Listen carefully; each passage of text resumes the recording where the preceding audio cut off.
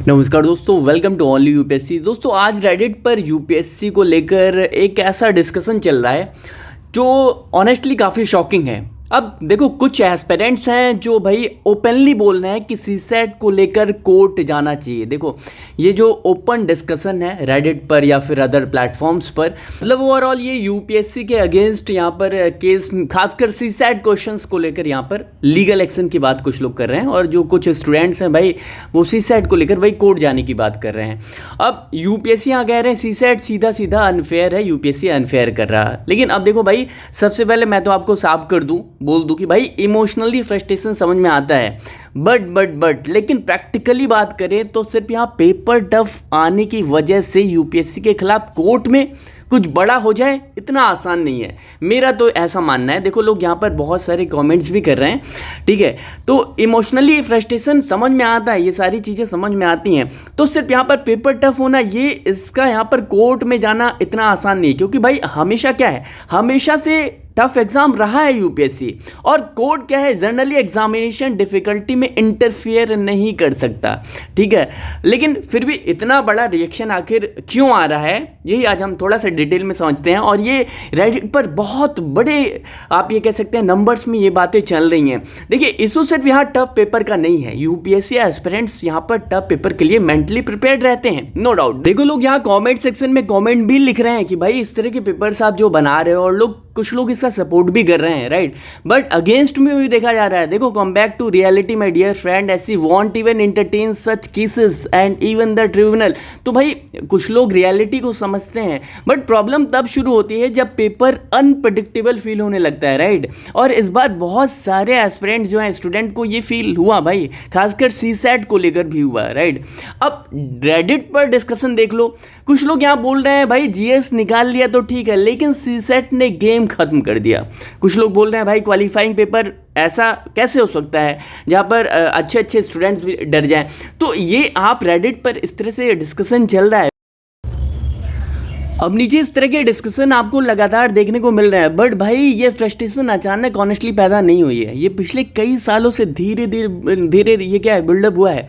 अब यहाँ एक चीज़ यूपीएससी के साइड से भी समझनी जरूरी है भाई, आप सभी को रेडिट पर या फिर इंस्टाग्राम पर या फेसबुक पर या फिर आप यूट्यूब के कॉमेंट सेक्शन में आप इस तरह के डिस्कशन कर सकते हो, बट अब यूपीएससी कोई स्कूल का एग्जाम नहीं कंडक्ट करा रहा है, राइट। ये इंडिया का टफेस्ट कंपटीशन है ना भाई, कॉम्पिटिटिव एग्जामिनेशन में one of the toughest examination ये कहा जाता है, और इसीलिए मदर ऑफ ऑल एग्जाम्स इसे कहते हैं, राइट। अब ये इंडिया के टफेस्ट कॉम्पिटिटिव एग्जामिनेशन में एक है, तो उनका लॉजिक शायद यही होता है कि भाई स्क्रीनिंग स्ट्रांग रखो आप, ताकि सीरियस यहाँ पर फिल्टर हो सके, क्योंकि लाखों बच्चे यहाँ क्या एग्जामिनेशन दे रहे हैं, वैकेंसीज लिमिटेड है, कंपटीशन यहाँ पर इंसेंट लेवल पर पहुंच गया है, बहुत हाई लेवल पर पहुंच गया है। तो यूपीएससी यहाँ पर क्या है भाई, ऑटोमेटिकली पेपर को इजी बनाकर नहीं चल सकता, साफ बात है। और ऑनेस्टली अगर हम कंप्लीटली यहाँ पर न्यूट्रल होकर देखें तो भाई यहाँ पर सिर्फ इसलिए पेपर टफ था, उस बेसिस पर कोर्ट शायद बहुत बड़ा इंटरवीन नहीं करेगा, मुझे ऐसा लगता है, ठीक है। तो आगे मैं थोड़ा सा और दिखाने की कोशिश करता हूँ, बट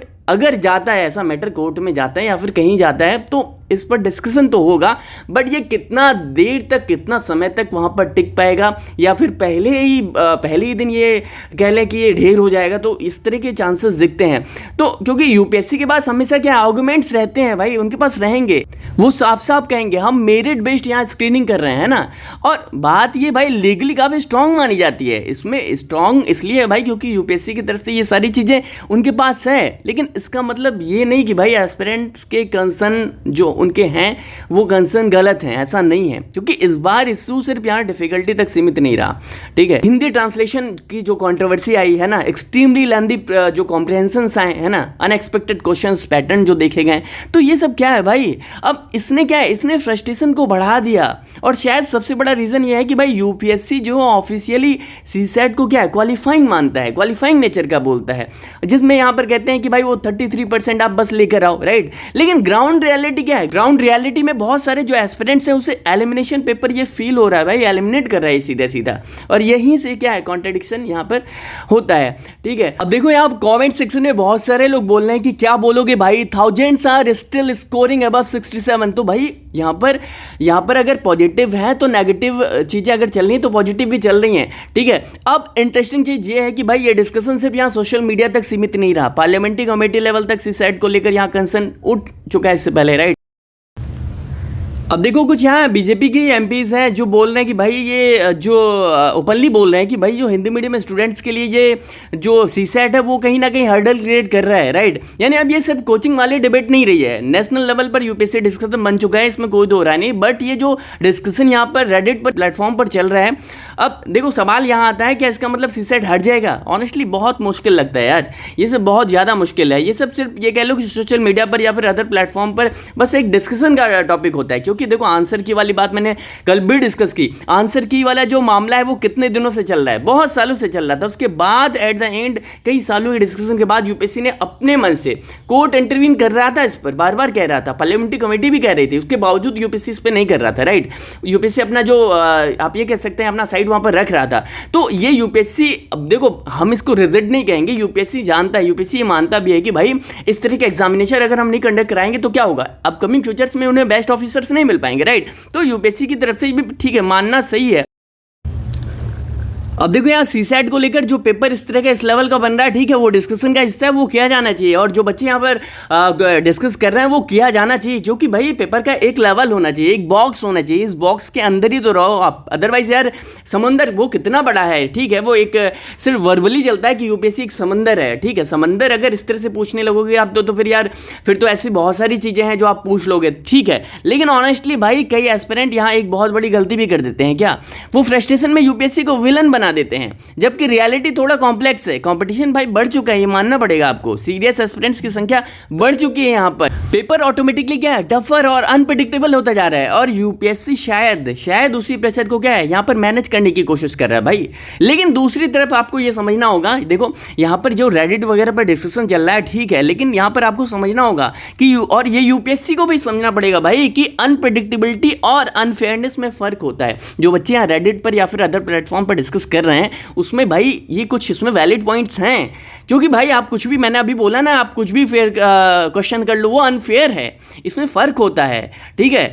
टफर पेपर ठीक है एक्सेप्ट किया जाएगा, आप टफ पूछो, बट भाई यहाँ पर आप स्टूडेंट्स को इम्बैलेंस फील कराना, तो ट्रस्ट इंपैक्ट यहाँ पर टूटता है ना यूपीएससी का। यूपीएससी एक किस चीज़ के लिए जाना जाता है कि भाई वो बहुत ज़्यादा वो मदर ऑफ ऑल एग्जामिनेशन है, लेकिन भाई शायद यही चीज़ है कि इस बार बहुत ज़्यादा चीज़ें दिख रही है ना, डिस्कशन चल रहा है। अब क्वेश्चन ये रेज होता है कि आगे क्या होगा, क्या फ्यूचर में सीसैट का स्ट्रक्चर बदलेगा, जो आप लोग यहाँ डिस्कस कर रहे हो रेडिट पर या फिर अदर प्लेटफॉर्म पर, तो क्या ट्रांसलेशन इशूज जो है वो सीरियसली एड्रेस होंगे, क्या पार्लियामेंट का प्रेशर बढ़ेगा, या फिर यूपीएससी सेम अप्रोच के साथ ये सारी चीज़ें कंटिन्यू करेगा जो इस बार देखने को मिला। लेकिन देखो ये आने वाला समय बताएगा, जो सारे क्वेश्चंस हैं इनका आंसर आने वाला टाइम वो देगा, क्योंकि हम प्रेडिक्ट नहीं कर सकते हैं, हम प्रेडिक्शन अंजम्पशन पर नहीं चल सकते। क्यों, अगर वो कोचिंग्स का काम है प्रेडिक्शन पर चलना, अंजम्पशन पर चलना, राइट, वो हम नहीं कर सकते। लेकिन एक चीज़ क्लियर है भाई, सीसैट कंट्रोवर्सी अब ये सिर्फ यूट्यूब कॉमेंट्स तक सीमित नहीं रही, या फिर आप रेडिट तक सीमित नहीं रही है। अब एस्पिरेंट्स क्या है ओपनली लीगल एक्शन तक यहाँ डिस्कस कर रहे हैं, जो आप लोग यहाँ पर कर रहे हो, क्योंकि सोशल मीडिया के आने से एक बार देखो होता क्या था, पहले ये सारी चीज़ें इसके पॉजिटिव है तो नेगेटिव सारी दोनों यहाँ पे साइड्स दिखते हैं। पॉजिटिव ये है कि भाई सोशल मीडिया के आने से लोग अपना क्या है अपने साइट्स यहाँ पर रख पाते हैं, लोग सरकारों तक और कमीशन तक ये सारी चीज़ें पहुँचती हैं, और पहुँची इसी वजह से यूपीएससी के जो चेयरमैन है उन्होंने यहाँ पर अपना ट्वीट किया, एक्स पर अपना प्रतिक्रियाएं दी कि भाई इस बार का पेपर टफ था, बहुत से मोस्टली जो एस्पिरेंट्स हैं उनको फील हुआ। तो ये क्या है, ये एक सोशल मीडिया का पॉजिटिव इंपैक्ट दिखता है, जिससे यहाँ पर कमीशन के जो चेयरमैन है उनको बोलना पड़ा है। नेगेटिव ये होता है कि कोई कुछ भी बोल देता है, राइट। तो ओवरऑल यहाँ पर क्या है, ये यहाँ पर दिखता है कि भाई फ्रस्ट्रेशन लेवल जो है बच्चों का कितना बढ़ चुका है। यहाँ पर फाइनल अगर हम बात करें तो यार रियल में देखें, अगर रियलिटी देखें तो भाई ये जो पेपर टफ था वाली जो आर्गुमेंट्स हैं वो कोर्ट में शायद ही दूर तक जाए, अगर कोई लेकर जाता है तो वीडियो कैसी लगी एक बार कमेंट सेक्शन में आप जरूर बताना, और इस वीडियो को अधिक से अधिक शेयर करना, और आप भी बताना कि इस तरह के जो डिस्कशंस यहाँ पर चल रहे हैं रेडिट पर या फिर अदर प्लेटफॉर्म्स पर वो क्या वैलिड हैं, क्या इस तरह के जो आर्गुमेंट्स हैं वो कोर्ट्स में यहाँ पर कोई भी आप कहीं भी लेकर जाते हो, आप एससी लेकर जाते हो, आप एससी लेकर जाते हो, सुप्रीम कोर्ट हाई कोर्ट कहीं भी आप लेकर जाते हो, ये कहाँ तक वैलिड और कितने दिनों तक टिक पाएंगे, कमेंट में आप जरूर बताना।